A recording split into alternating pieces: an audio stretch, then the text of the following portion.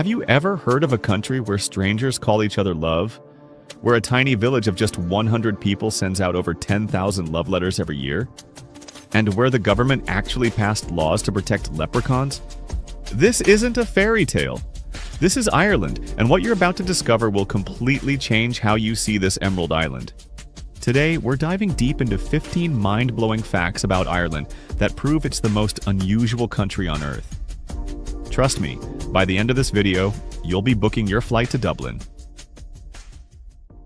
Every September, the small town of Lisdoonvarna in Western Ireland transforms into something that sounds impossible in the modern world. Over 40,000 singles from across Europe, the United States, and Asia flock to this town of just 700 residents for the largest matchmaking festival in Europe. The Lisdoonvarna Matchmaking Festival has been running for over 160 years, making it older than the telephone, the automobile, and obviously the internet. At the heart of the festival is Willie Daly, one of Ireland's most famous matchmakers and a third-generation professional matchmaker. He carries a love notebook that's over 150 years old, containing information about thousands of romantic candidates. According to local legend, if you touch this book with both hands, you'll be married within 6 months. But here's what makes this festival truly unique. You can actually get trial married for 3 days. Couples participate in mock wedding ceremonies complete with rings, photos, and small parties, then part ways with laughter on the 4th day. The festival runs for 30 days with over 80 events including music, folk dancing, and evening parties where people might meet their soulmate while waltzing or ordering a pint of Guinness. There are no age, appearance, or background restrictions. Everyone from young first-time lovers to widowers looking for companionship has a chance to find love. Over 3,000 couples have found lasting love through this festival, earning Lisdoonvarna the title of the only love town in the world that can change your life in just 72 hours. Ireland has the second highest percentage of natural redheads in the world, with approximately 10% of the population sporting fiery locks. Only Scotland has a higher percentage, but in certain regions of Ireland like Galway and Kerry, the concentration of redheads is unmatched anywhere on Earth. Red hair in Ireland is linked to the MC1R gene, a rare genetic mutation that produces red pigment. Only 1 to 2% of people worldwide carry this gene, but in Ireland, that number jumps nearly tenfold. This gene is also connected to better absorption of vitamin D in sun-deprived climates, making it perfectly adapted to Ireland's typically gray skies. But here's what's fascinating about Irish culture and red hair. In Ireland, red hair paired with light freckles and fair skin is considered the definition of classic Celtic beauty. It appears in everything from Renaissance paintings to modern advertising campaigns. Ireland has even hosted redhead conventions in Cork, where thousands of redheads from around the world gather to celebrate themselves. These events include singing competitions, barefoot races, flower crown making, and group photos that create stunning visual displays of genetic diversity. Now, here's a story that sounds like pure fiction, but is absolutely true. There's a tiny village in Ireland with fewer than 100 residents that sends out over 10,000 love letters every year to people all around the world. This village operates a special Valentine's Day post office that only functions during February. People from the United States, Germany, Japan, and Brazil send letters to this Irish village, not to anyone specific, but just to receive a random love letter from a stranger somewhere in the world. The letters are written by volunteers, including a 92-year-old woman known as Ireland's Cupid, who personally writes over 300 handwritten letters each year in purple ink. Each letter is stamped with a heart-shaped seal bearing the village's name, creating stamps that collectors worldwide seek like gold.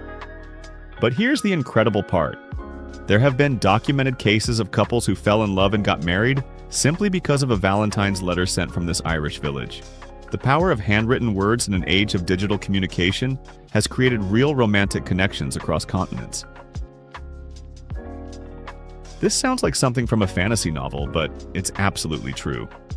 The Irish government passed legislation in 2009 specifically designed to protect leprechauns and other mythical creatures.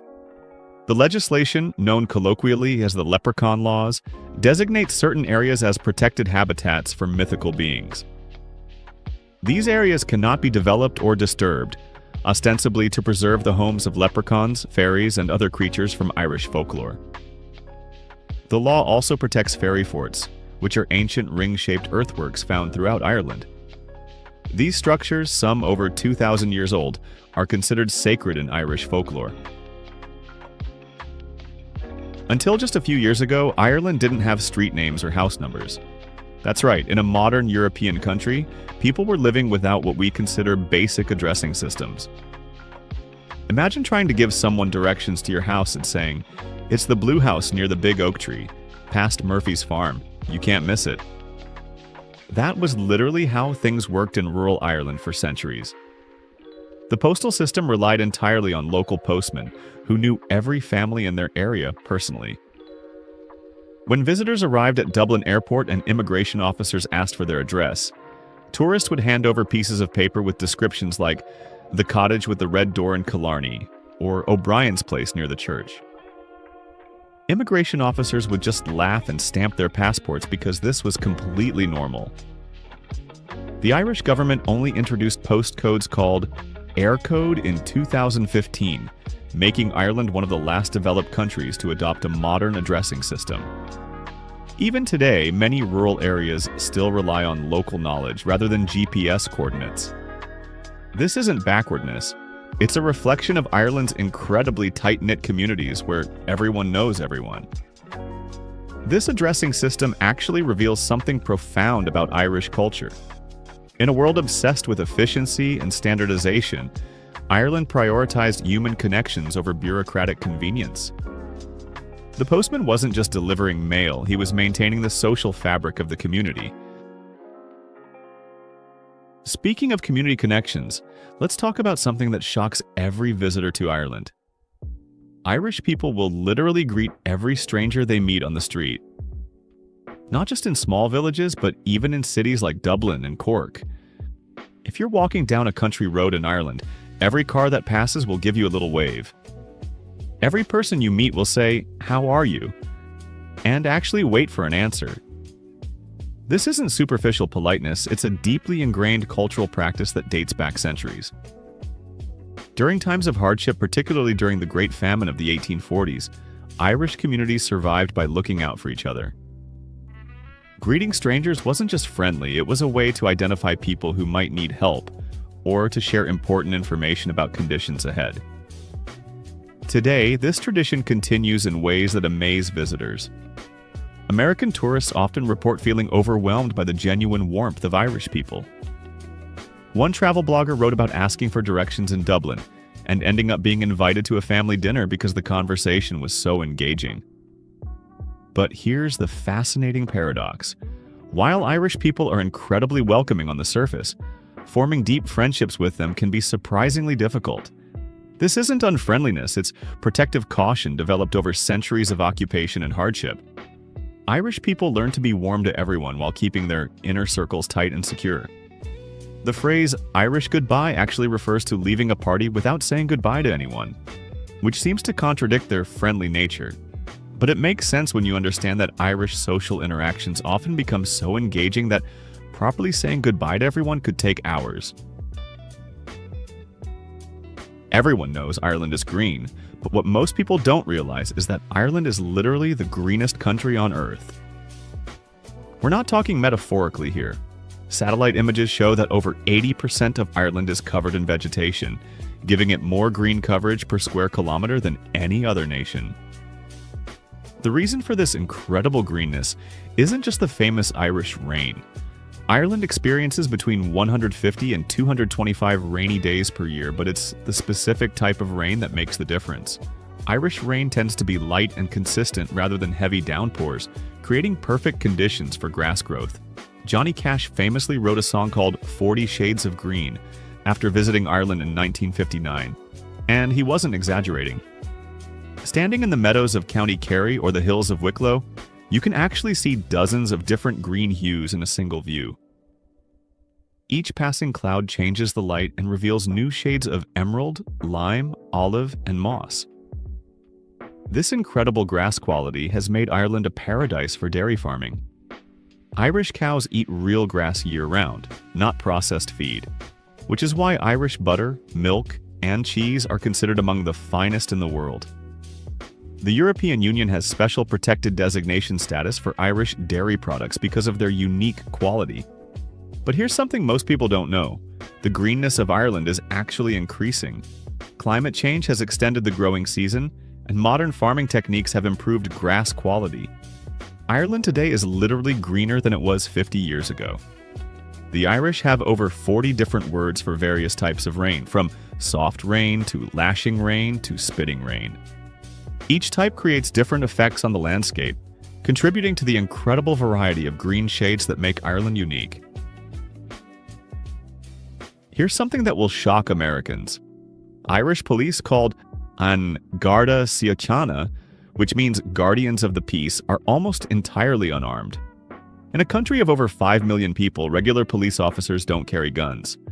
Ireland has approximately 7 civilian firearms per 100 people, compared to 120 guns per 100 people in the United States. This incredibly low gun ownership rate means that Irish police rarely encounter armed criminals, making guns unnecessary for routine policing. This approach has created one of the safest countries in Europe.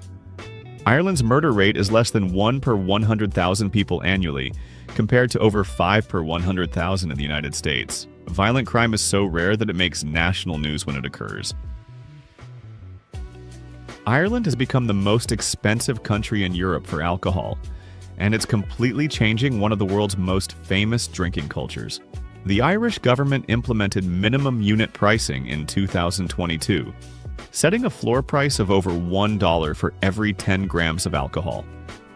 This makes Ireland more expensive for drinking than even Switzerland or Norway.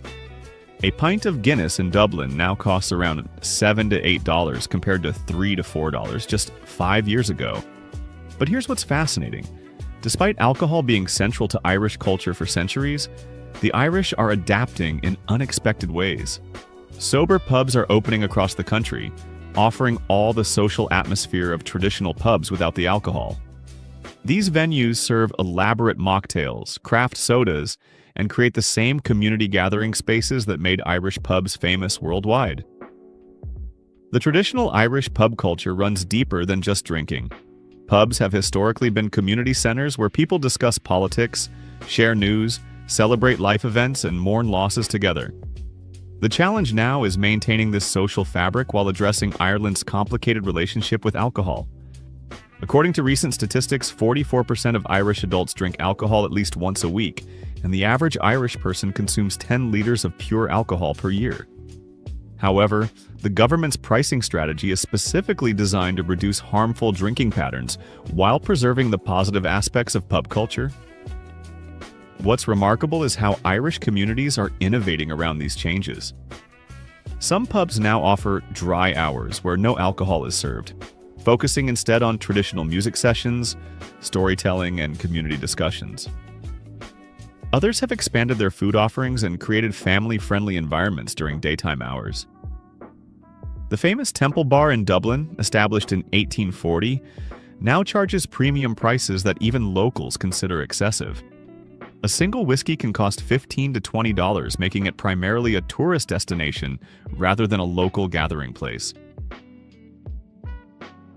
Hurling is considered one of the world's fastest and oldest field sports, with references dating back to 1272 BC.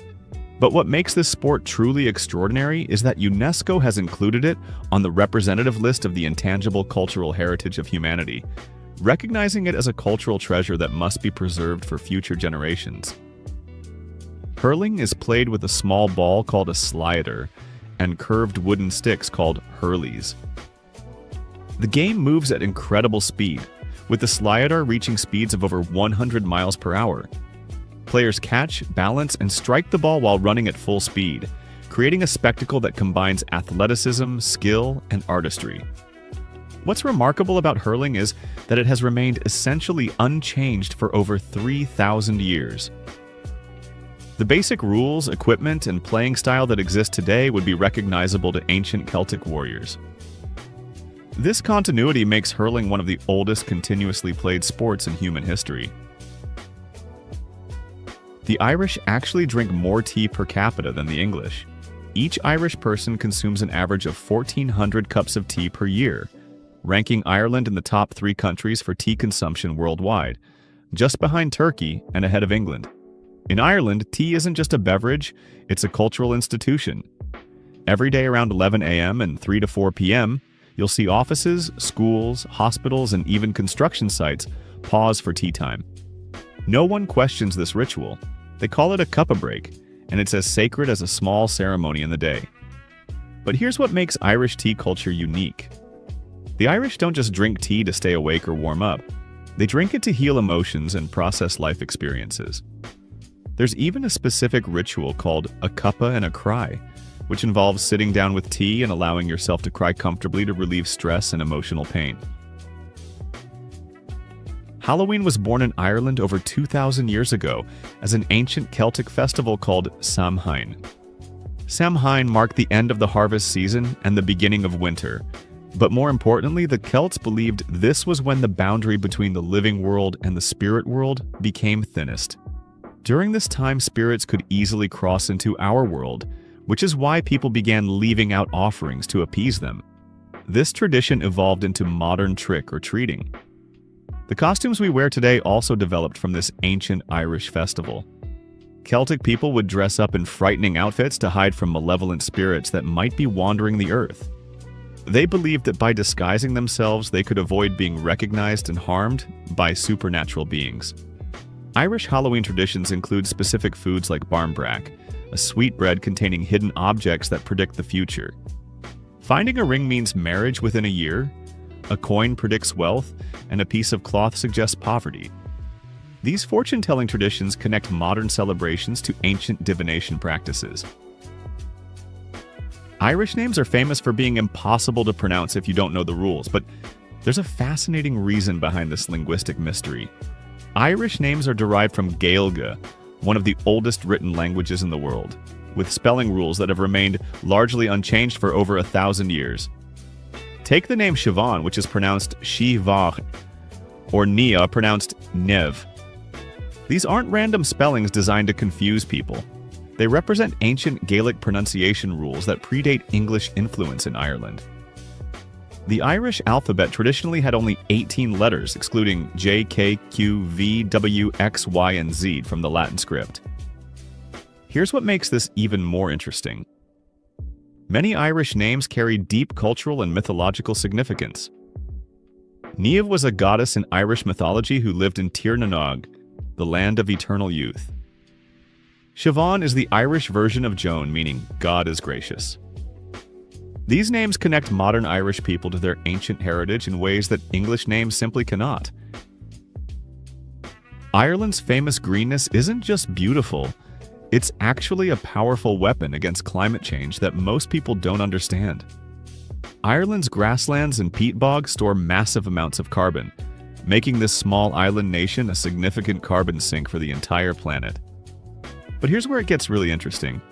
Ireland's traditional farming methods, particularly grass-fed cattle grazing, actually enhance carbon storage when done correctly.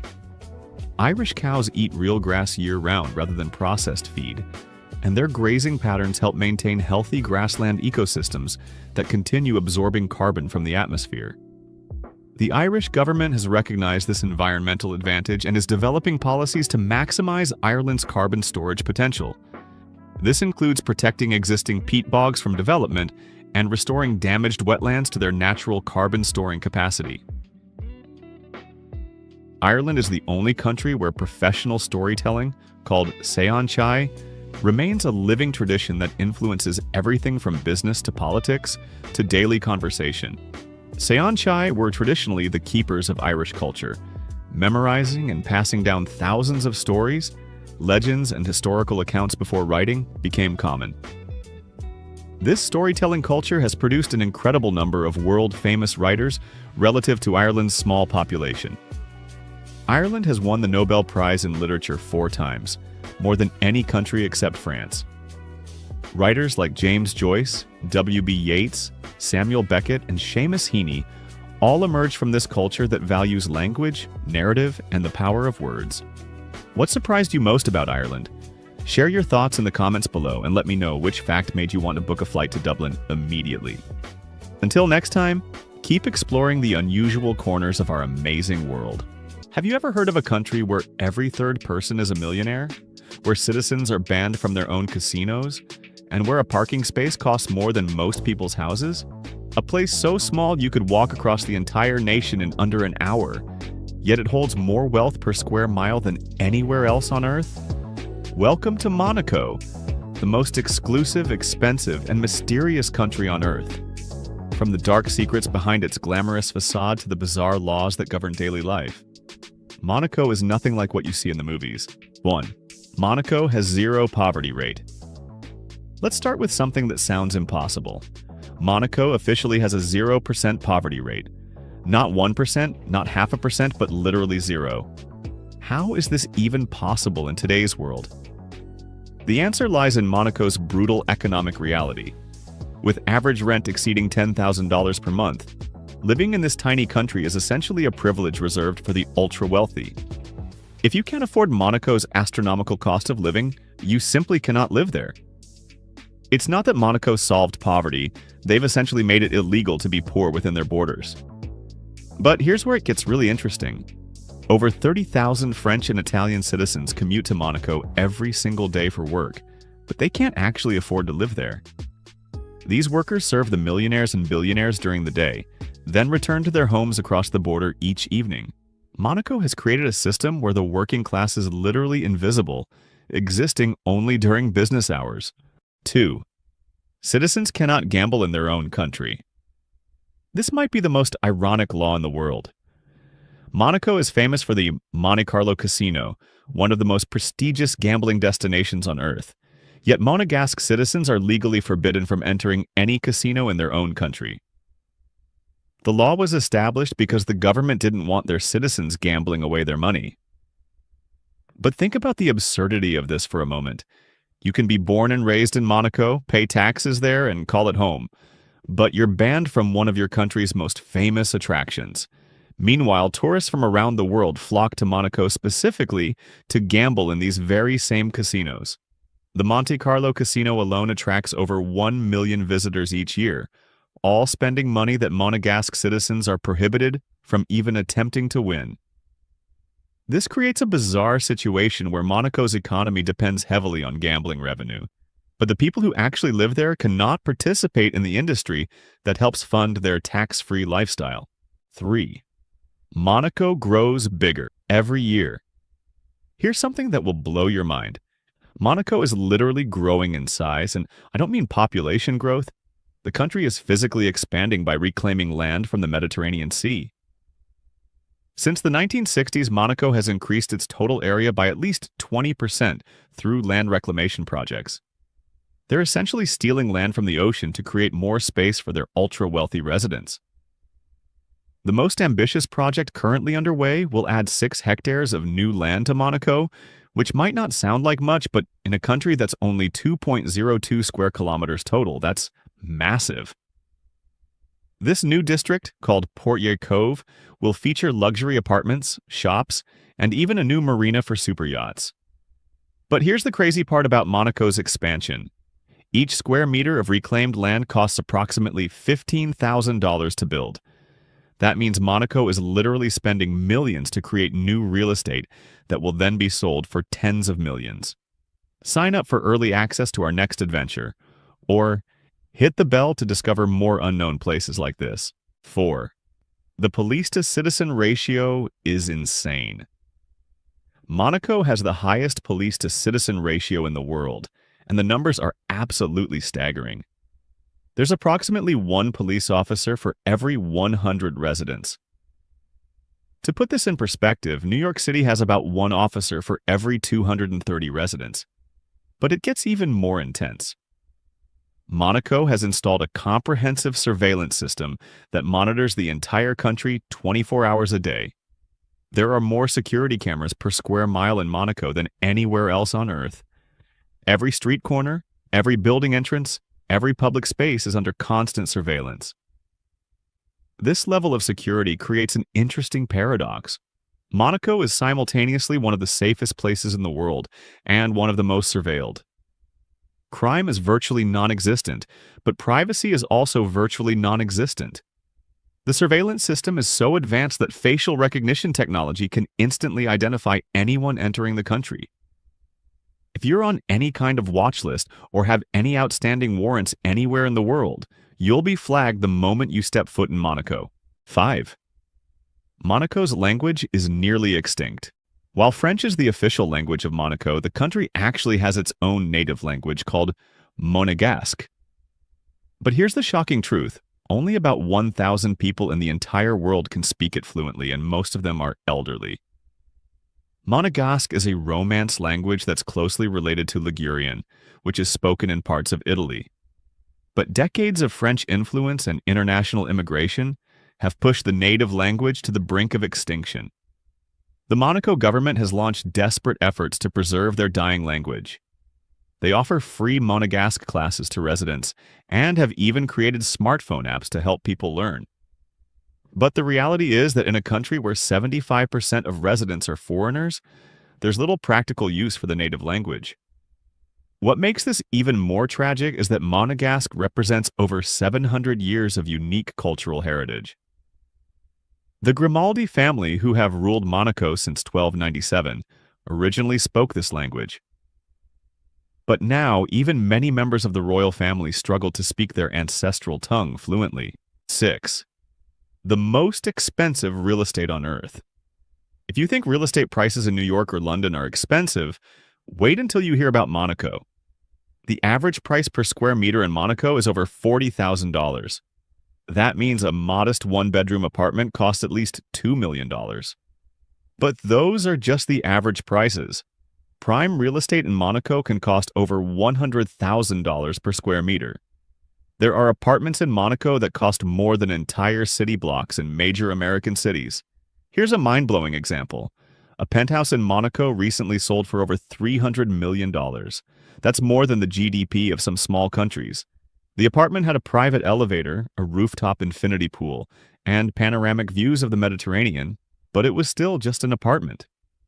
The real estate market is so inflated that parking spaces in Monaco regularly sell for over $500,000. Yes, you read that correctly. A single parking space costs more than most people's houses. This creates an interesting dynamic where even millionaires can't afford to live in Monaco. You need to be worth at least $50 million to comfortably afford a decent apartment in the Principality. 7. Monaco has no airport. Despite being home to some of the world's wealthiest people, Monaco doesn't have its own airport. The country is simply too small to accommodate a runway for commercial aircraft. Instead, Monaco relies on helicopter services that connect to Nice-Côte d'Azur Airport, which is about 22 kilometers away. During busy seasons, helicopters land in Monaco every 20 minutes, creating a constant buzz of rotor blades overhead. Many of Monaco's ultra-wealthy residents own private helicopters and have helipads on their yachts or penthouses. The Monaco heliport is like a luxury car dealership but for aircraft. 8. The royal family's incredible wealth and power. The Grimaldi family has ruled Monaco for over 700 years, making them one of the oldest ruling dynasties in the world. But their wealth and influence extend far beyond what most people realize. Prince Albert II, the current ruler, has an estimated net worth of over $1 billion. But that's just his personal wealth. The Grimaldi family controls assets worth an estimated $15 billion, including vast real estate holdings, art collections, and business investments around the world.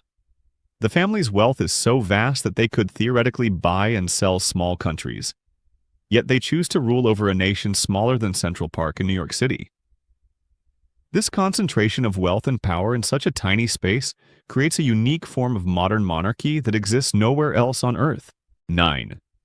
Monaco's tax haven status creates bizarre situations. Monaco's reputation as a tax haven isn't just marketing hype.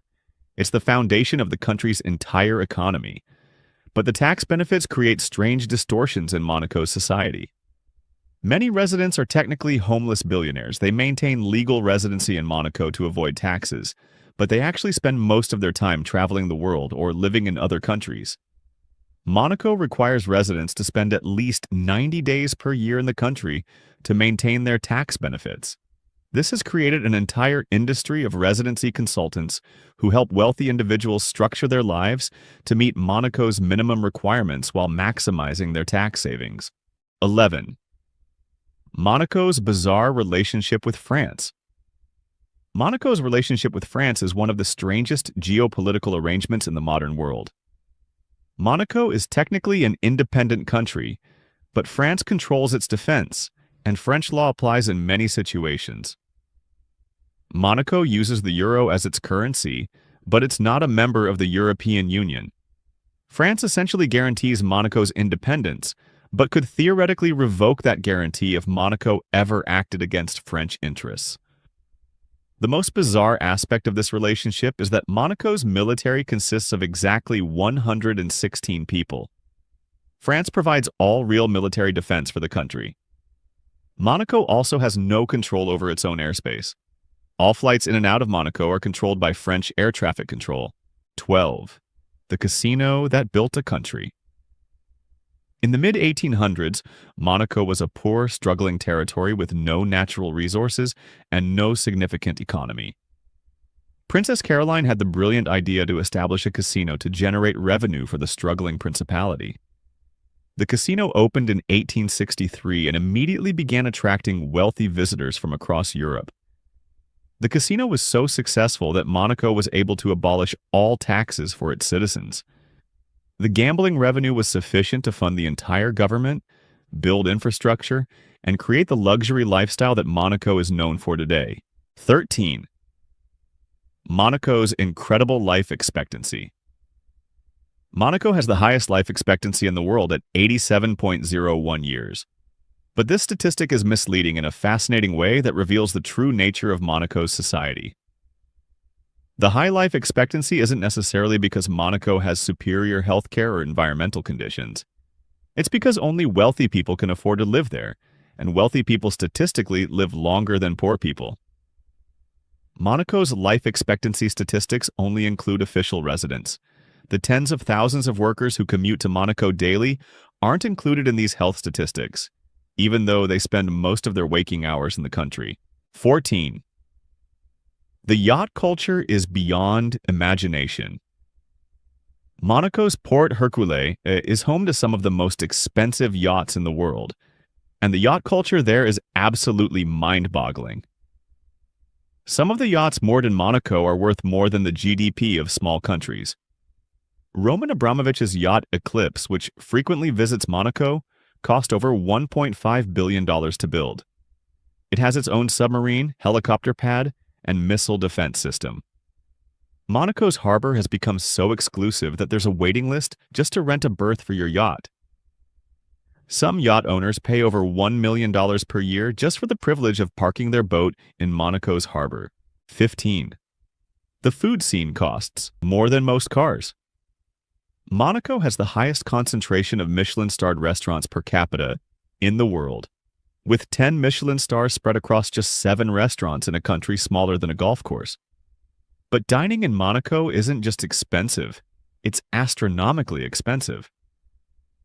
A dinner for two at Le Louis Fine-Latien, Alain Ducasse's 3 Michelin-starred restaurant, can easily cost over $1,000, and that's before wine, which can add thousands more to the bill. The wine lists at Monaco's top restaurants read like investment portfolios. A single bottle of wine can cost more than most people's monthly salary. The restaurant wine cellars in Monaco contain collections worth millions of dollars. 16. The license plate. Obsession that defies logic. In Monaco, people don't compete to buy the most expensive cars, they compete to buy the most expensive license plates. A license plate with just the number one sold for over $14 million. Yes, you read that correctly. $14 million for a piece of metal with a single digit on it. That's more than most people will earn in their entire lifetimes, spent on a license plate. The obsession with short license plates has created a secondary market where plates are bought, sold, and traded like luxury commodities. There are license plate brokers in Monaco who make millions of dollars facilitating these transactions. 17. The Formula One race that shuts down a country. The Monaco Grand Prix isn't just a car race, it's an event that literally transforms the entire country for weeks. Every street in Monaco becomes part of the Formula One circuit, and the entire nation essentially shuts down normal operations. But here's what most people don't realize about the Monaco Grand Prix. The race generates more revenue for Monaco in one weekend than many countries generate in an entire year. Hotel rooms that normally cost $1,000 per night can cost over $10,000 during Grand Prix weekend. 18. The banking secrets that rival Switzerland. Monaco's banking system operates under some of the strictest secrecy laws in the world, rivaling even Switzerland for discretion and privacy. But the level of wealth flowing through Monaco's banks is absolutely staggering. The average bank account balance in Monaco is over $2 million. That's not the median, that's the average, which means there are accounts with hundreds of millions or even billions of dollars that pull the average up to these incredible levels. Monaco's banks handle more money per capita than any other country in the world. With only 39,000 residents, the total assets under management in Monaco's banks exceed $500 billion. 19. The environmental paradox of extreme wealth. Despite being home to some of the world's biggest polluters through their private jets and super yachts, Monaco has one of the smallest carbon footprints per square kilometer of any developed nation. Monaco is so densely populated and so small that most residents walk everywhere within the country. There are more pedestrians per square meter in Monaco than almost anywhere else on Earth. Many residents don't even own cars because parking is so expensive and unnecessary. But the environmental impact of Monaco's residents extends far beyond the country's borders. The private jets flying in and out of nearby Nice airport, the super yachts cruising the Mediterranean, and the multiple homes owned by Monaco residents around the world create an enormous global carbon footprint. 20. The future of Monaco is even more extreme. The country is planning massive expansion projects that will increase its size by another 20% over the next decade. The cost of these expansion projects exceeds $10 billion, which is an astronomical sum for a country with fewer than 40,000 residents. But Monaco's government believes the investment will pay for itself through increased real estate values and tourism revenue. Monaco is also planning to become the world's first fully smart city, with artificial intelligence managing everything from traffic flow to energy consumption. The entire country will be connected through advanced technology that monitors and optimizes every aspect of daily life. If this video opened your eyes to the incredible reality of Monaco, make sure you subscribe for more shocking documentaries about the world's most fascinating places. And let me know in the comments which fact about Monaco surprised you the most. Thanks for watching, and I'll see you in the next video where we'll explore another place that's nothing like you think. Have you ever heard of a country where you can sleep on a bed made entirely of ice, meet beautiful, confident women who will invite you out for a beer, and watch wild wolves cross highways on secret forest bridges? From dazzling churches made of perfume bottles and an underground city that never sees the sun, to a nationwide moving day, Canada holds more astonishing secrets than you ever imagined. Are you ready to explore?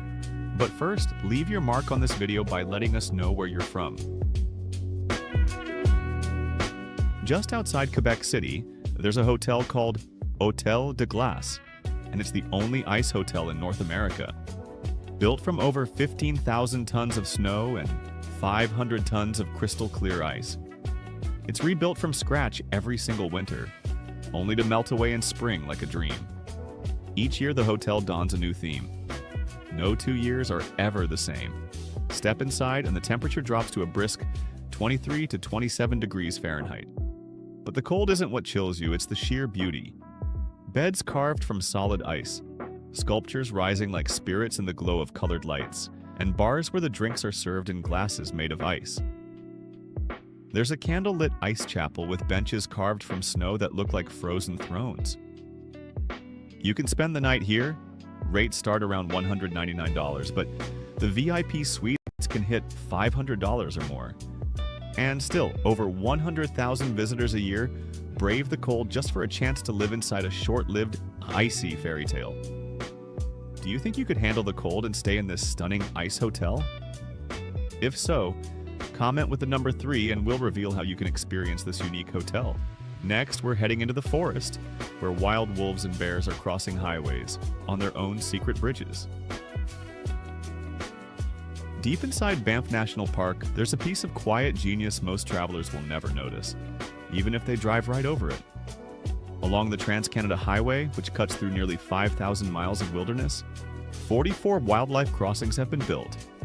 There are 6 wide overpasses covered in trees and grass, green bridges that blend into the forest canopy. Below the surface, 38 tunnels snake under the asphalt. No signs, no stops.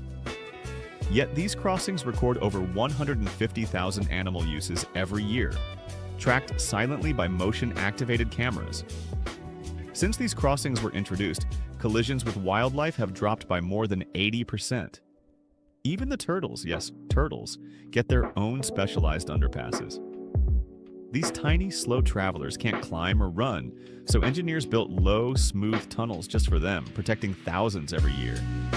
But this isn't just a Canadian fix. NASA has documented the system from space. Textbooks around the world highlight Banff's design. And now, countries like Germany, India, Thailand, and the United States are copying it. Wait until you meet the city women of Montreal, who just might ask you out for a beer. In cities like Montreal or Vancouver, don't be shocked if a woman flashes a confident smile, walks right up, and invites you for a beer before you even think of saying hello. That's just how Canadian women show initiative. Women don't wait. They lead with warmth, confidence, and intelligence. Most have athletic builds, glowing skin, and a style that's effortlessly refined. But it goes deeper. According to Statistics Canada, more than 61% of women between 25 and 64 hold a college degree, one of the highest rates in the world. It's not unusual to find a woman who can quote French philosophers, explain climate policy, and then toss on boots to go winter camping at minus 20 degrees Fahrenheit. In cafes across Toronto, you might strike up small talk with someone in yoga gear, only to learn she's a corporate lawyer on break from hiking the Rockies. Canadian women are curious about the world and open to people who share that same curiosity. Are you impressed by the beauty of Canadian women? If so, comment with the number 8, and we'll reveal how you can connect with these beautiful ladies. In a quiet village on the edge of the Atlantic, one man built a church using nothing but empty perfume bottles and soda glass. Why did he do it? Let's find out. Stands a church that looks like it belongs in a fairy tale, but it's made from something no one expects: bottles. Over 25,000 of them. Wine bottles, beer bottles, soda bottles, and even old perfume jars, stacked and sealed with care. When the morning sun hits, the walls explode in color, turning the main chapel into what some visitors call a glass palace by the sea. It all started back in 1979 when Edward Arsenault, a retired electrician, received a postcard of a bottle house in California. That simple image sparked a mission. For more than 6 years, he hunted down bottles, cleaned them, and hand-built not just a chapel, but a bell tower, a Zen garden, a tiny tea house, and a second mini-church. From a distance, it is like stepping into a world made of candy-colored crystals. But up close, it sends a different message: beauty from waste. A reminder that even what we throw away can be transformed into something sacred. The entrance fee is just $5 to $7, and every cent goes back into preserving the site and teaching future generations about sustainability and creativity. Photographers love it. Artists find inspiration in it. And couples have even married inside this glowing sanctuary of glass, surrounded by light streaming through bottles once forgotten.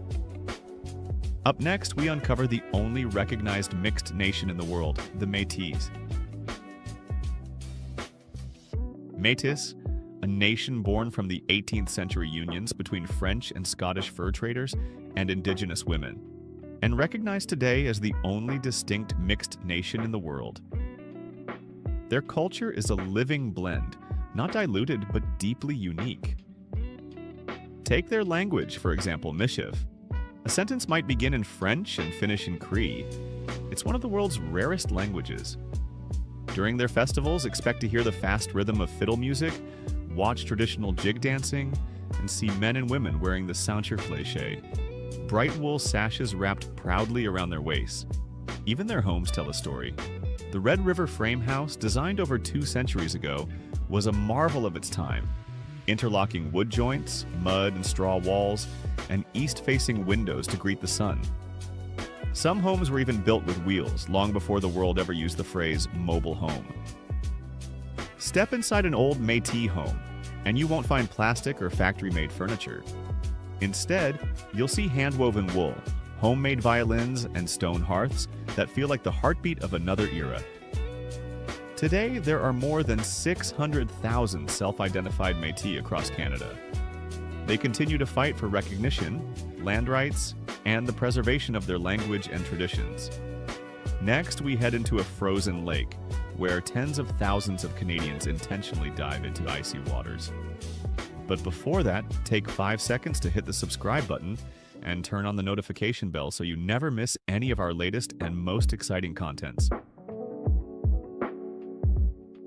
In Canada, where winter temperatures can crash to minus 40 degrees Fahrenheit. But on New Year's Day, thousands defy the freeze with one wild ritual, the polar bear plunge. Also called the polar bear jump, it's exactly what it sounds like, diving into icy waters, often hovering around 2 degrees Celsius, or just above freezing. But this isn't just some quiet challenge. In cities like Toronto, Vancouver, and Ottawa, people flood the frozen lake shores not in swimsuits but in costumes. You'll see superheroes, snowmen, even giant coffee cups, all sprinting into the water as snow flurries swirl around them. In Ontario alone, the 2023 polar bear dip raised over 300,000 Canadian dollars for charity. Every splash supports causes from clean water to community shelters. And they say the plunge resets your system, boosts your immunity, clears your mind, and delivers a shock of life straight from the Arctic. It wakes up the soul for a new year. Afterward, every participant gets a certificate, a badge, a photo, and if they're lucky, a warm hug from a costumed snow bear mascot. In one Canadian city, they don't move on just spiritually for the new year. They literally move houses, over 100,000 people in a single day. Let's head to Montreal, where July 1st is anything but normal.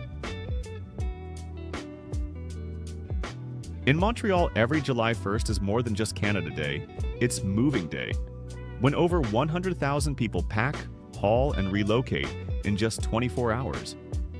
It's a local tradition that's lasted over 40 years. This unofficial ritual traces back to a housing law from the 1970s that aligned lease renewals with July 1st, giving families a break from winter relocations. Over time, it evolved into an annual urban migration, a quirky form of reset. Moving companies get booked months in advance. Rental vans, storage units, and pizza joints boom in business. Residents treat it like a festival. Neighbors lend a hand. Kids learn how to lift and load. Strangers bond over duct tape and shared dollies. In Montreal, it reflects something deeper, a culture of cooperation, a belief that even the most stressful chore can be done together with grace, humor, and heart. What if we told you there's an entire city beneath Toronto, hidden below your feet? A place with over 1,000 stores, endless tunnels, and zero sunlight, where the weather can't touch you. Beneath the skyscrapers of downtown Toronto, hidden in plain sight, lies a city within a city. It's called Path, and it holds the Guinness World Record for the largest underground shopping complex on Earth. It's a 19-mile labyrinth, roughly the length of 500 football fields lined up back-to-back. Path links over 75 buildings, including luxury hotels, corporate towers, major subway hubs, and even sports stadiums. Inside, over 1,200 destinations, shops, restaurants, cafes, clinics, spas, markets, bookstores, and everything in between. In winter, when Toronto's winds hit minus 22 degrees Fahrenheit, Path becomes a climate-proof world where people live, work, eat, and shop, all underground. To help you navigate, Path uses a color-coded system. Red means north, yellow is south, green is east, blue is west. Path is stitched together from private and public properties, a perfect example of Canadian urban cooperation. A city runs like a Swiss watch, ticking quietly underfoot. Next, we go where winter takes center stage, Quebec's Ice Carnival, where glowing snow castles, boat races on frozen rivers, and a drink called caribou make cold weather the main event. Every year from late January to early February, the city becomes home to the Carnaval de Quebec, the largest winter festival in the world. Towering snow sculptures, glowing night parades, and crowds wrapped in fur-lined coats fill the icy boulevards. But the real warmth comes from a drink called caribou, a hot, herbal Canadian cocktail that keeps your blood moving while you dance beneath the snowfall. Here, you'll see canoe races across slabs of shifting ice, a sport so wild it exists almost nowhere else on Earth. In summer, the energy shifts west to British Columbia, where the Butchert Gardens fireworks light up Saturday nights from July to early September. The explosions don't just happen overhead. They reflect off the still waters and pulse in sync with classical music, surrounding visitors in a 360-degree light symphony. Further inland, Alberta's Edmonton Folk Festival brings people together in a different way. You can learn to play old-world instruments, build crafts with seasoned artisans, or just sit on a hillside, drinking local beer as fiddles echo into the evening. Next, we're heading into Canada's kitchens. Get ready, the flavors are deeper than you think. Canada's cuisine is a collision of nature, tradition, and regional pride, and it starts with something called poutine. Born in Quebec. Imagine a steaming pile of crispy fries smothered in rich brown gravy, topped with melted cheese curds that squeak with each bite. It's salty, gooey. And then there's maple syrup, Canada's liquid gold. During spring, when the snow begins to melt, families in rural Quebec head into the forest to tap maple trees, collect the sap, and boil it down the old-fashioned way. Pure, sticky, earthy sweetness. And the most Canadian way to enjoy it? Maple taffy, poured hot onto fresh snow, then rolled up on a stick. There's tourtière, a spiced meat pie from French-Canadian roots, usually made with pork or wild game and slow-baked until the crust turns golden. And cedar plank salmon, grilled outdoors, the wood infusing the fish with smoky native flavors that go back generations. Next, we head to Ottawa, Canada's capital. Want to know what it's like to live in the beating heart of Canada? Let's go. By day, streets like Wellington, Sparks, and Elgin hum with a gentle rhythm. Pedestrians stroll at their own pace, sharing the road with electric buses and cyclists weaving quietly between lanes. The vibe is clean, courteous, and calm. But it's not dull. You might pass a street violinist performing Bach near the National Library, or hear an Algonquin storyteller captivating crowds at Byward Market. It's this blend of old wisdom, refined culture, and modern design that gives Ottawa its soul. Locals take pride in the flowers outside their homes, the bike lanes tucked beside green spaces, and the balance between urban life and natural beauty. But it's at night that the city truly shines. The warm glow of vintage-style bars and Parisian cafes casts golden reflections onto cobblestone paths. You can sip a maple syrup cocktail, listen to soft jazz by the Rideau River, and feel the pulse of a city that knows how to unwind. And when the river mirrors the lights of the capital like a watercolor painting, you'll understand something. Ottawa isn't just the brain of Canada, it's its quiet, creative heart. Next, we head to Churchill, Manitoba, the wild edge of civilization. Start with Banff National Park in Alberta. Here, at over 4,500 feet above sea level, you can soak in a 100-degree Fahrenheit hot spring, surrounded by snow. Nearby lies Lake Louise, its emerald green water reflecting pine-covered mountains like a mirror from a dream. Spent the night at the Fairmont Banff Springs Hotel, a castle so stunning, it once hosted the British royal family. Then, fly east to Quebec City, often called the Little Paris of North America. The streets are cobbled, the architecture Gothic, and the language lyrical. Ride a horse-drawn carriage, Sip espresso beneath a stone chateau and finish with a plate of duck confit under golden lights that make the whole town glow like a painting. But if you're craving something raw, something untamed, go north. In Churchill, Manitoba, polar bears roam through hotel parking lots, and the northern lights ripple across the sky like a cosmic river. Here, humans are the visitors, and nature is in charge. You can literally watch the aurora from your balcony. Further west, Vancouver Island offers the soft side of nature. Explore lush rainforests, get lost in Butchert Garden's 900 blooming species, and take royal-style afternoon tea in a glass house that looks like something out of a British fairy tale. And of course, no list is complete without Niagara Falls, but forget what you've seen in photos. On the Canadian side, the falls feel closer, louder, wetter, and more powerful.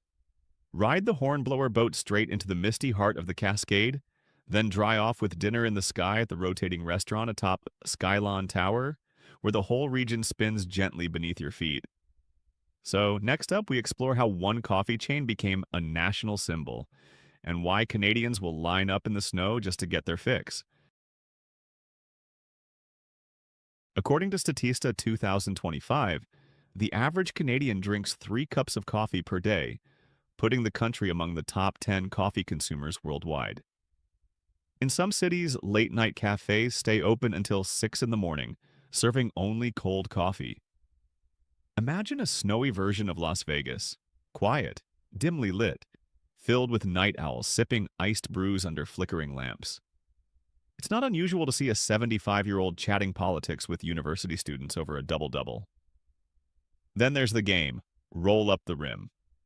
With every cup, customers roll back the lid for a chance to win, from free coffee to cars. It's part lottery, part sport, and entirely Canadian. And if you want to do it right, you get the maple donut too. Crispy, soft, syrup-filled. Next, we dive into how much do you need to start a life in Canada, and is it more affordable than you think? Let's break it down. In a major city like Toronto, Vancouver, or Montreal, renting a one-bedroom apartment in the downtown core will cost between $1,000 and $1,500 per month. Prefer the suburbs? You'll save.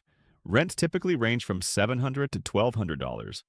Basic utilities, electricity, water, heating, will run between $100 and $200 monthly, while high-speed internet adds another $40 to $50. If you cook at home, your monthly grocery bill will land between $300 and $400, depending on your diet. A casual meal out just $10 to $15 at many neighborhood restaurants. Transportation is also manageable. A monthly transit pass costs around $80 to $120 in most cities, and a gym membership averages $30 to $50 a month. Need to see a doctor or dentist? Even without private insurance, basic care often costs $80 to $150 per visit, far below what you'd pay in many parts of the U.S. To live comfortably, nothing extravagant, you'd need around $1,600 to $2,300 per month. That's 20 to 30% lower than the average cost of living in large cities across the U.S. or Western Europe. Next, we end our journey where it all began, the true scale of Canada. Let's take one last look at the Maple Leaf Nation from above. Canada, the second largest country in the world, covering nearly 3.85 million square miles. That's more than 18 Texases combined, stretched from the Atlantic to the Pacific, and reaching deep into the Arctic, where you're more likely to see a polar bear than a police officer. This is a place with over 2 million lakes. To put that into perspective, you could swim in a different one every day for more than 5,000 years. In fact, Canada holds more fresh water than the rest of the world combined. By 2025, Canada's population is estimated at just 39.5 million people, and nearly half of them are under 40. That youthfulness is no accident. Progressive immigration policies and a strong economy have made Canada one of the most inviting destinations for newcomers on Earth. Most Canadians speak English or French, but there are still more than 70 Indigenous languages actively spoken, from Inuktitut in the Arctic to Cree and Dini on the plains. Each language is a map of memory, tied to places modern GPS will never reach. In southern Ontario, summers can feel like New York or Washington. But venture north and the mercury can plunge to minus 40 degrees Fahrenheit, a cold so sharp it stings your teeth when you breathe. Yet despite the extremes, this country is full of welcomes. It opens its borders to millions of tourists and thousands of new settlers every year. Some come for the wilderness, some for opportunity, and some for a fresh start. If you enjoyed today's video, please give it a like, and don't forget to subscribe to the channel. Your support means a lot to us. Click on the video that appears on your screen right now. I'm sure you'll love this content.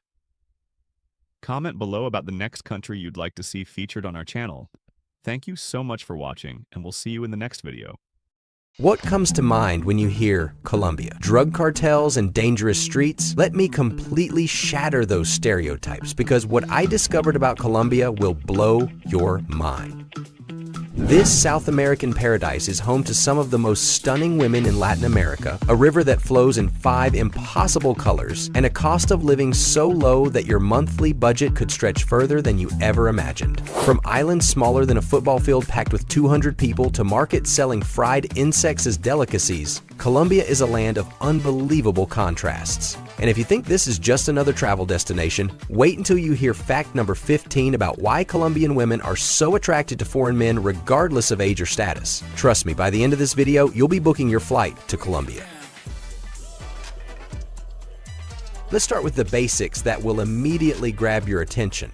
Colombia covers over 440,000 square miles, making it the 4th largest country in South America and 5 times bigger than Ecuador. But here's what makes it truly special. It's the only South American country with coastlines on both the Pacific Ocean and the Caribbean Sea. Imagine waking up to Pacific sunsets one day and Caribbean sunrises the next. With 52 million people, Colombia is the 2nd most populous country on the continent, right behind Brazil. Most Colombians live in the northern and western regions, while the south and east remain wild and sparsely populated with dense Amazon rainforest where indigenous tribes live in complete isolation from modern civilization. But here's where it gets interesting for travelers and potential expats. Colombia offers an incredibly affordable cost of living combined with a carefree lifestyle that feels like one endless festival. Streets pulse with music 24 hours a day, food stalls overflow with traditional dishes, and there's an energy here that's absolutely infectious. You'll find locals hand-rolling their own cigarettes, markets selling everything from crocodile heads to grilled turtles, and a culture that celebrates life in ways that will completely change your perspective. Now let's talk about Medellin, because this city's transformation story is absolutely incredible. Once the infamous stronghold of drug kingpin Pablo Escobar, Medellin was literally the most dangerous city in the world just 30 years ago. The hillside slums were controlled by violent gangs and tourists wouldn't dare set foot here, but Ashrudin was the former CEO of Medellin. But that's ancient history now. After Escobar's empire fell, Medellin underwent one of the most remarkable urban transformations in modern history. Those same crime-ridden neighborhoods are now bursting with colorful street art and thriving cultural hubs. Comuna 13, once a battlefield between rival gangs, is now one of the city's top tourist attractions, famous for its powerful graffiti murals that tell the story of the community's rebirth. From above, Medellin looks like a bustling metropolis with its skyline packed with modern buildings. With nearly 3 million residents, it's become a symbol of hope and resilience. The city now represents creativity, innovation, and business success rather than violence and crime. It's living proof that any place can completely reinvent itself with determination and vision.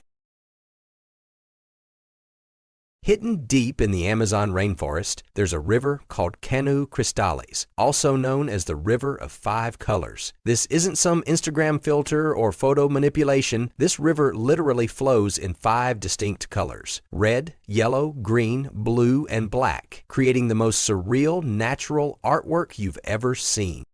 This incredible phenomenon happens because of an aquatic plant called Macarinia clavigera that only grows during the rainy season and only exists in this one location on Earth. Since its discovery in 1969, Canu Cristales has become a legendary destination for adventurers and nature photographers from around the world.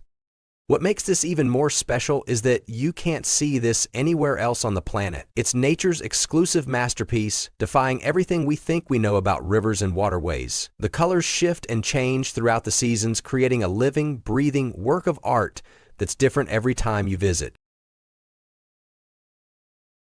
If you think Colombia's wonders are limited to the mainland, let me introduce you to Santa Cruz del Elote, a tiny island off the Caribbean coast that holds the world record for population density. On an area of just 0.012 square kilometers, about 200 people live side by side in what can only be described as organized chaos.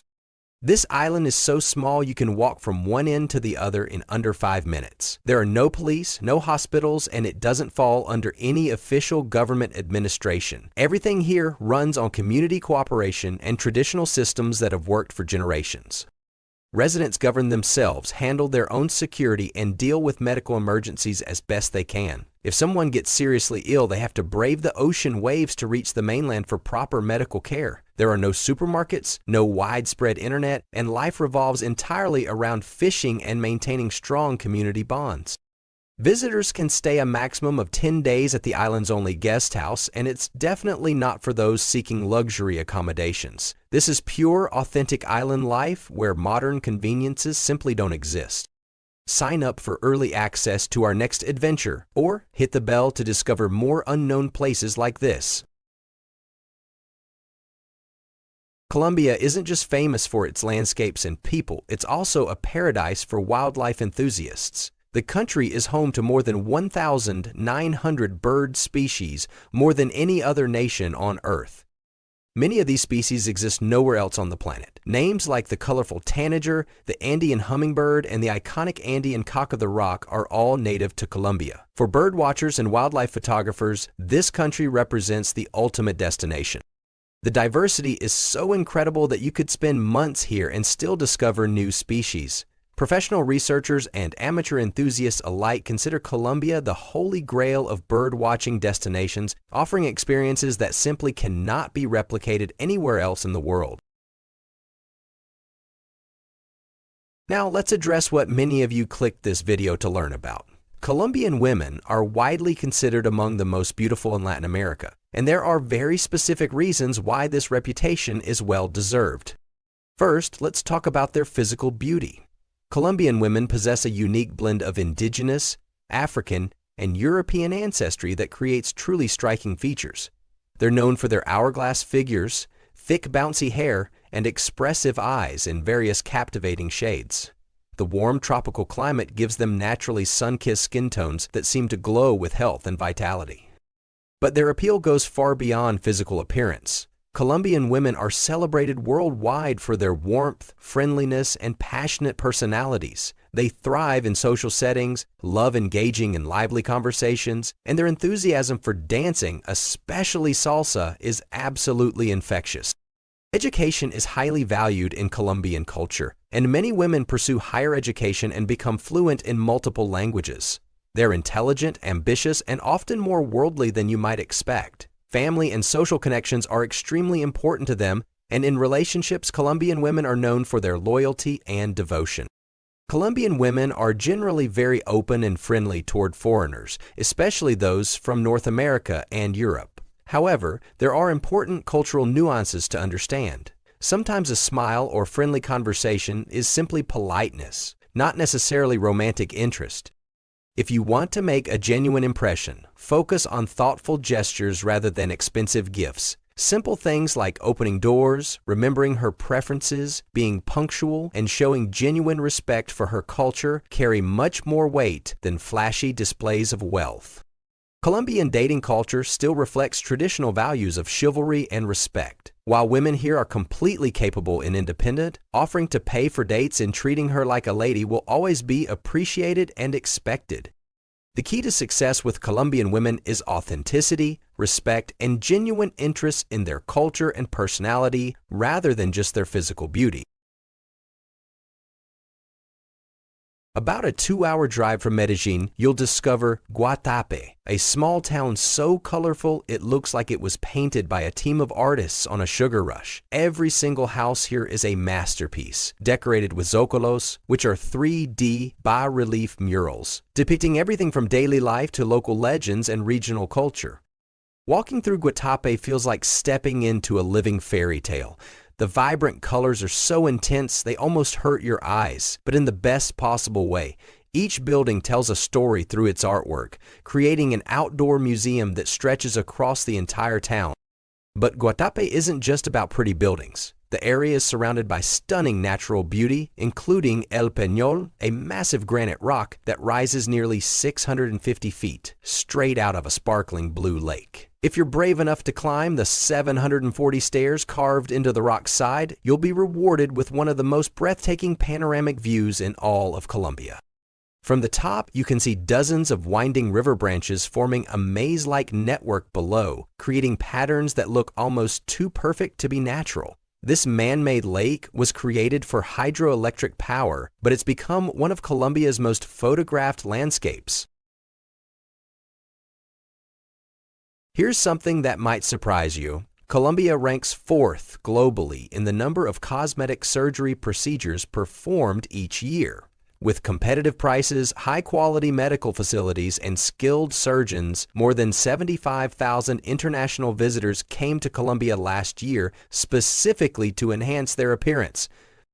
The most popular procedures include breast augmentation, liposuction, and tummy tucks, all easily accessible in major cities like Medellin and Bogotá. What makes Colombia particularly attractive for medical tourism is that you can get procedures done at a fraction of the cost you'd pay in the United States or Europe, often with equal or superior quality. In a country that celebrates curves and bold beauty, cosmetic surgery has become part of the modern lifestyle rather than something to hide.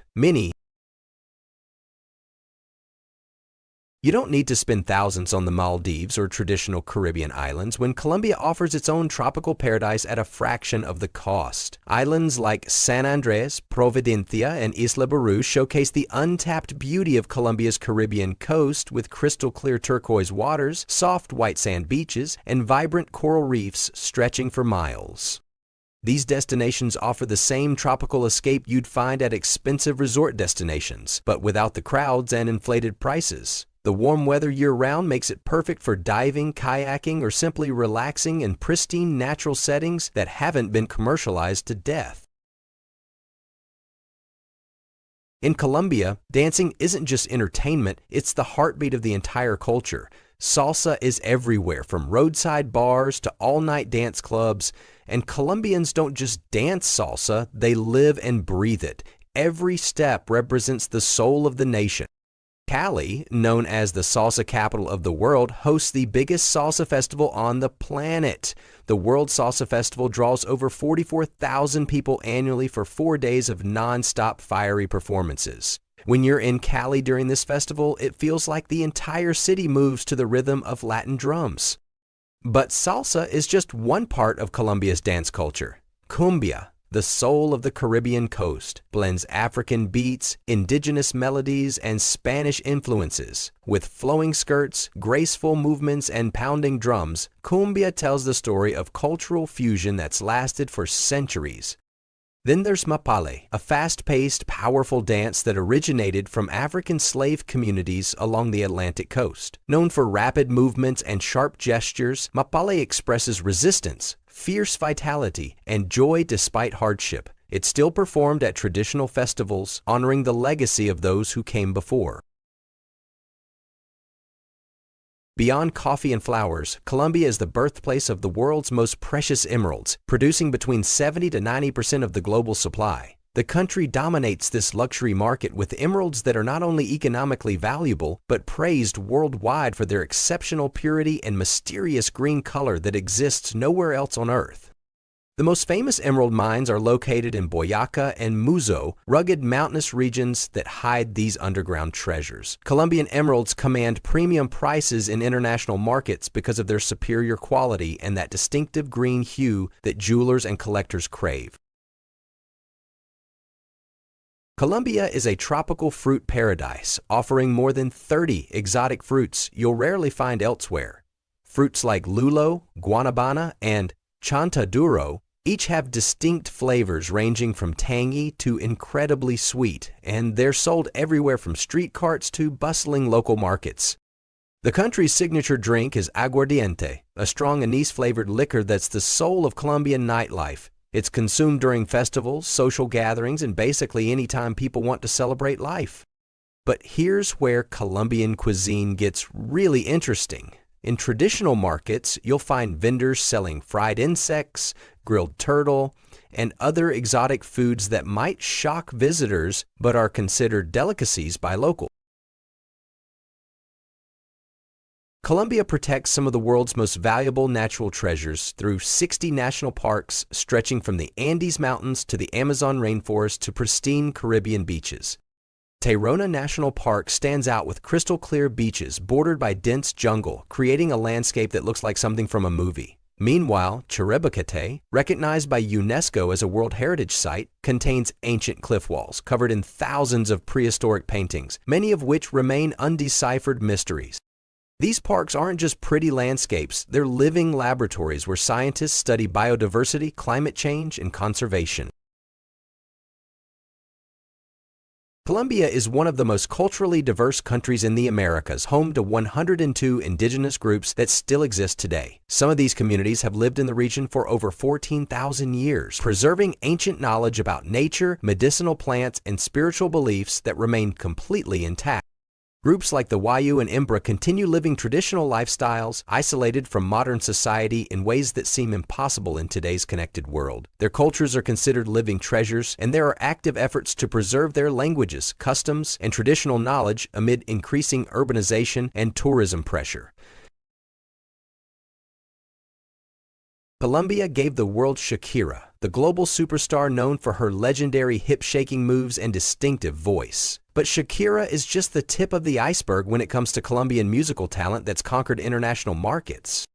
Artists like Carlos Vives, Juanes, and more recently, Karol G and J Balvin have brought reggaeton and vallenato to international audiences, introducing the world to Colombian rhythms and musical styles. From fiery salsa in Cali to energetic cumbia on the Caribbean coast to heartfelt vallenato from the north, Colombian music represents the voice of the nation's soul.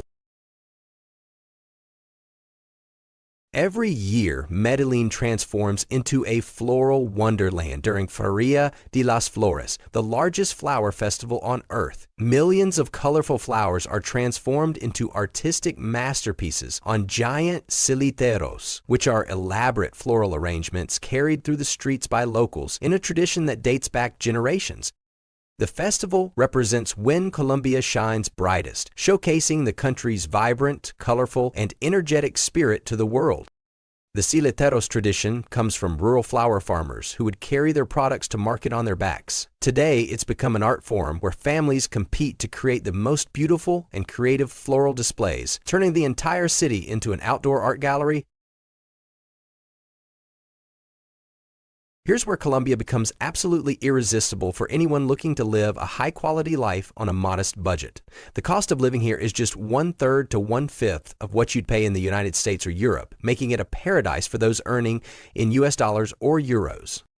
Let me give you some concrete examples that will blow your mind. In the United States, hiring someone to clean your house costs around $15 per hour. In Colombia, you can hire someone to handle everything from cleaning and ironing to cooking for just $15 per day.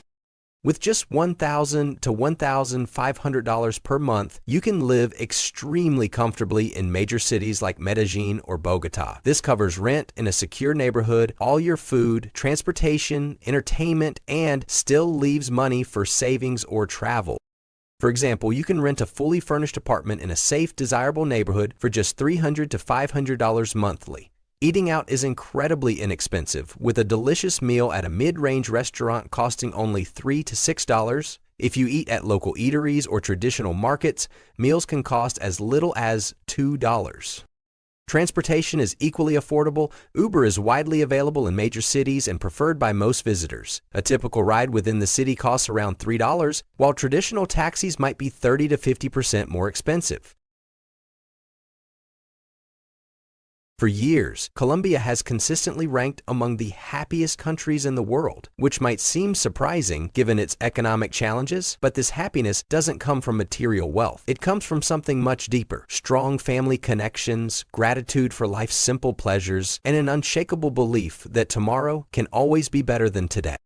The family structure in Colombia is incredibly strong. Multiple generations often share the same home, creating support networks where people care for each other through good times and bad. It's common to find households with at least 6 or 7 family members, including grandparents who are respected and cared for rather than isolated.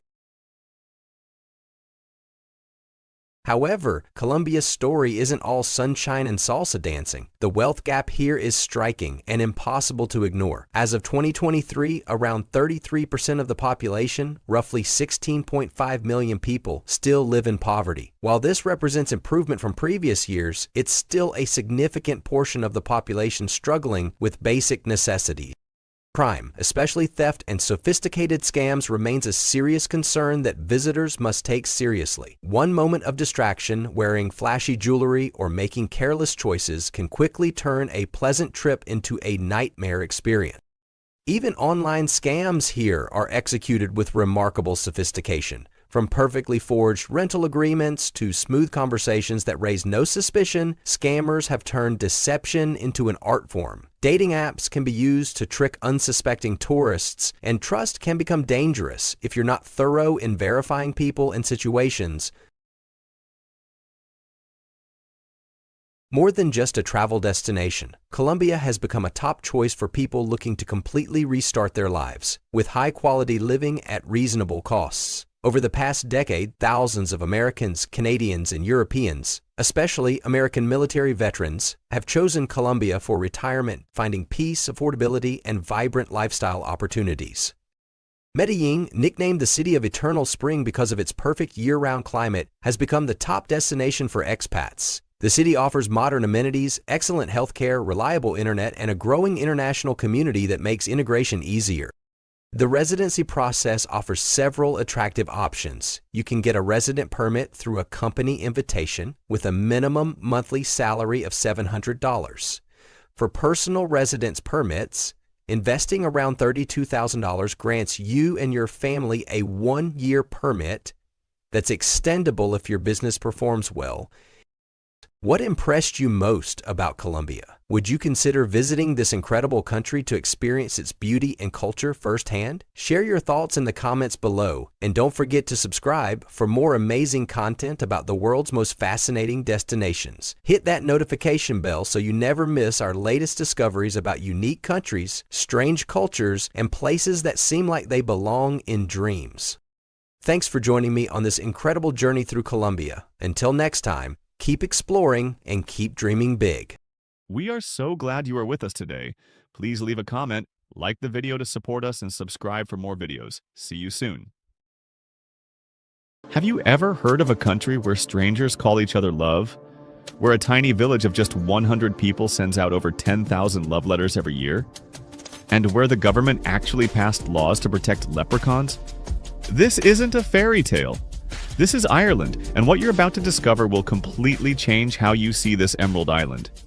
Today, we're diving deep into 15 mind-blowing facts about Ireland that prove it's the most unusual country on Earth. Trust me, by the end of this video, you'll be booking your flight to Dublin. Every September, the small town of Lisdoonvarna in Western Ireland transforms into something that sounds impossible in the modern world. Over 40,000 singles from across Europe, the United States, and Asia flock to this town of just 700 residents for the largest matchmaking festival in Europe. The Lisdoonvarna Matchmaking Festival has been running for over 160 years, making it older than the telephone, the automobile, and obviously the internet. At the heart of the festival is Willie Daly, one of Ireland's most famous matchmakers and a third-generation professional matchmaker. He carries a love notebook that's over 150 years old, containing information about thousands of romantic candidates. According to local legend, if you touch this book with both hands, you'll be married within 6 months. But here's what makes this festival truly unique. You can actually get trial married for 3 days. Couples participate in mock wedding ceremonies complete with rings, photos, and small parties. then part ways with laughter on the fourth day. The festival runs for 30 days with over 80 events including music, folk dancing, and evening parties where people might meet their soulmate while waltzing or ordering a pint of Guinness. There are no age, appearance, or background restrictions. Everyone from young first-time lovers to widowers looking for companionship has a chance to find love.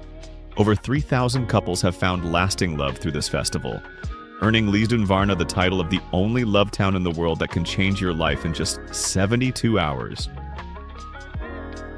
Ireland has the second highest percentage of natural redheads in the world, with approximately 10% of the population sporting fiery locks. Only Scotland has a higher percentage, but in certain regions of Ireland like Galway and Kerry, the concentration of redheads is unmatched anywhere on Earth. Red hair in Ireland is linked to the MC1R gene, a rare genetic mutation